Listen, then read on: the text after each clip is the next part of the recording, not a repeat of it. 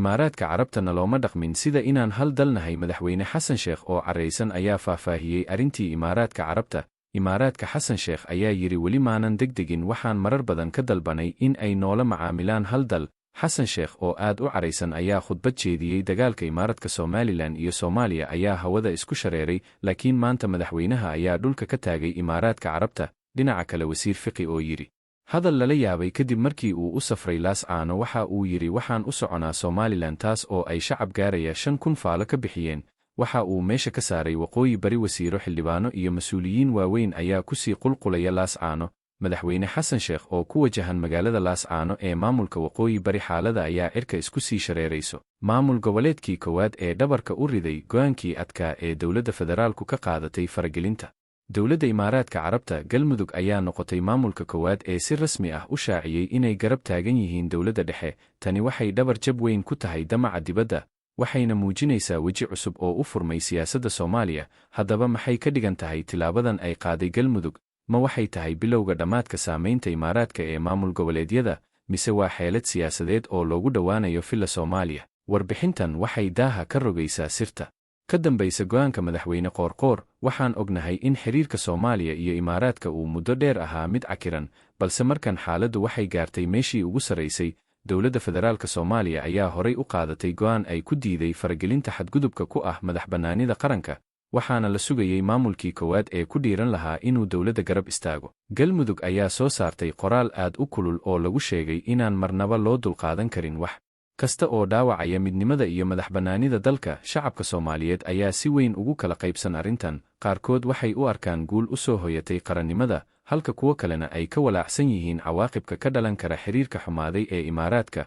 Wararka aan helayno waxay sheegayaan in tilaabadan Galmudug ay walaac weyn gelisay maamulada kale ee weli ka aamusan go'aanka dowladda dhexe. Maamulada sida Puntland iyo Jubbaland oo xiriir dhow la lahaa Imaaraadka ayaa hadda wajahaya cadaadis kaga imaanaya dhanka shacabka iyo dowladda dhexe. Haddaba su'aashu waxay tahay, ma dhabbaa in Galmudug ay danta dalka ka hormarisay danaha gaarka ah, mise waa mashaariic cusub oo ay ka dhex arkeen dowladda federaalka? Xaaladdu waa mid karkarayso. Warbixintan waxay kicinaysaa dareenka qof kasta oo Soomaali ah oo jecel qarannimada, maadaama kani yahay dagaal u dhexeeya difaaca madaxbannaanida iyo damaca shisheeyaha. Maamulka Galmudug wuxuu fariin cad u diray caalamka oo dhan, isagoo sheegay in Soomaaliya ay tahay hal qaran oo leh hal hoggaan. Waana markii koowaad oo si cad loo arko maamul goboleed diidaya rabitaanka Imaaraadka Carabta. Dowladda Imaaraadka ayaa muddo 21 sano ku dhowaad ku lug lahayd arrimaha Soomaaliya, balse sanadkan 2026 wuxuu u muuqdaa mid isbeddel weyn keenay.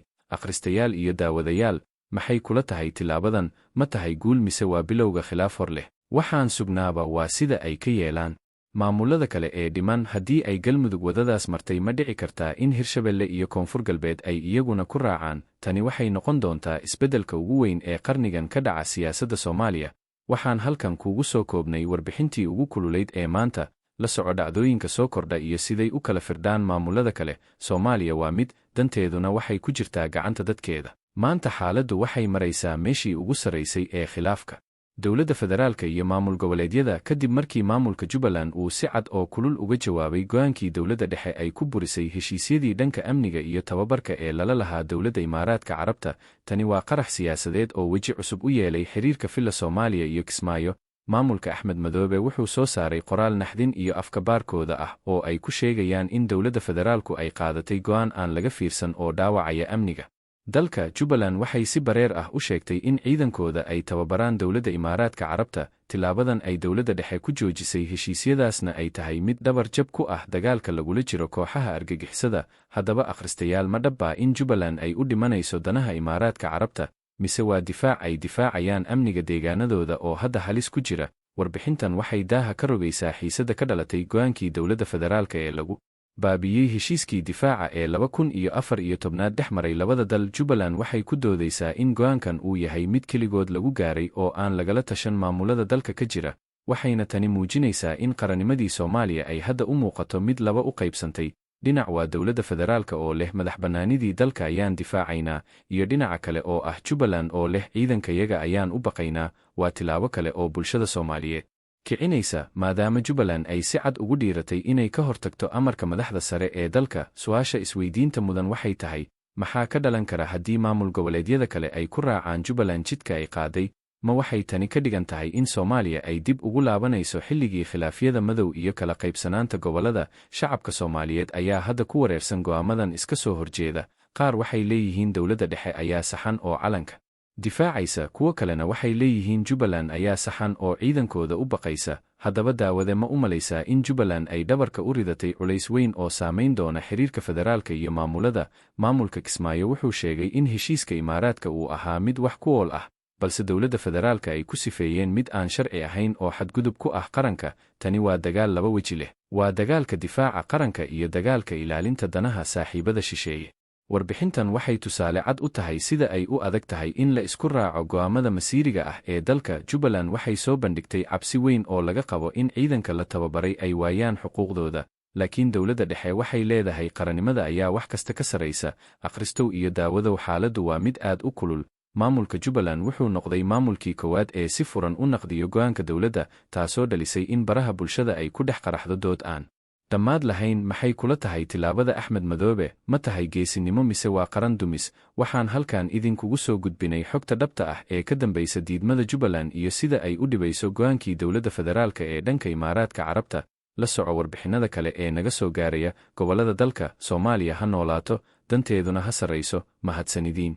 Hirdanka gariirka leh ee ka dhex qarxay quwadaha waaweyn ee Iiraan iyo Maraykanka, hanjabaado kulul oo hawada la isku marinayo, dunida oo dhan oo dhegaha u taagaysa sanqarta hubka, xaaladda oo maraysa meel halis ah oo aan dib u laabasho lahayn, Maraykanka oo heegan geliyey ciidankiisa badweynta iyo saldhigyada uu ku leeyahay bariga dhexe, Iiraan oo dhankeeda ku dhawaaqday inay diyaarisay kumanaan gantaal oo kuwa ridada dheer ah, kuwaas oo diyaar u ah inay dambas ka dhigaan goob kasta oo lala beegsado. Jawiga maanta waa mid ka duwan maalmihii hore. Khubaro badan ayaa aaminsan in lagu jiro saacadihii ugu dambeeyey ee ka hor inta uusan qarxin dagaal weyn oo saamayn doona guud ahaan caalamka.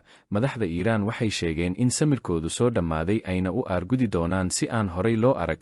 Dhanka kale, aqalka cad ee looga arrimiyo Maraykanka ayaa soo saaray digniin kama dambays ah oo ku aadan in tallaabo kasta oo ay qaado Tehran ay la kulmi doonto jawaab aad u kulul oo aan la mahadin doonin. Ciidanka badda ee Maraykanka ayaa ku dhowaad 2 markab oo kuwa diyaaradaha xambaara ah u raray dhanka gacanka si ay u muujiyaan awoodda ay u leeyihiin inay ku dumiyaan difaacyada Iiraan. Shacabka dunida ayaa neefta ku dhajiyey iyadoo laga cabsi qabo in saliidda adduunka ay qaali u noqoto si xad dhaaf ah haddii marinada muhiimka ah la xiro.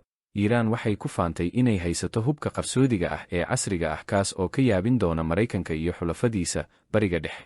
Wuxuu maanta u muuqdaa foorno gubanaysa oo u baahan keliya hal kabriid si uu u qarxo dagaal weyn oo caalami ah. Ma jiraan wax tanaasul ah oo ka muuqda labada dhinac. Mid kasta wuxuu rabaa inuu muujiyo muruqiisa ciidan iyo kan dhaqaale. Saacadaha soo socda ayaa go'aan ka gaari doona halka ay ku dambayn doonto masiirka malaayiin qof oo ku nool gobolkaas kacsan. Dhagaystow ogow haddaadan xalka qayb ka noqon waxaad qayb ka tahay dhibaatada dalka.